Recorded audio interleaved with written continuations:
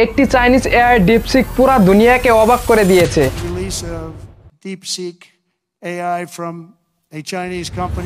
আমেরিকার tech company আর US মার্কেটকে এক ঝটকাতে এরকম করে দিয়েছে যা কখনো তারা স্বপ্ন ভাবেনি। একজন চাইনিজ রিসার্চ ল্যাব নিজের এআই চ্যাটবট লঞ্চ করলো যার নাম হলো ডিপসিক R1। ডিপসিক আসার আগে দুনিয়ার সবচেয়ে বড় ভ্যালুয়েবল কোম্পানি ছিল এনভিডিয়া, যার ভ্যালুয়েশন ছিল $3.5 ট্রিলিয়ন। কিন্তু একদিনে এটি ঘেটে $2.9 ট্রিলিয়ন হয়ে গেছে। আজ পর্যন্ত ইতিহাসের যে কোনো কোম্পানি একদিনে লস করা সবচেয়ে বড় কোম্পানি ছিল এনভিডিয়া। এই এআই মডেল বানানোর জন্য কোনো ধরনের ইঞ্জিনিয়ারকে হায়ার করা হয়নি। ইঞ্জিনিয়ারের বদলে চায়নার টপ ইউনিভার্সিটি পিএইচডি স্টুডেন্টকে হায়ার করা হয়েছিল। মাত্র 2 বছরের ভিতরে সামান্য কিছু ডলার খরচ করে তারা লঞ্চ করলো ডিপসিক R1 এআই মডেল।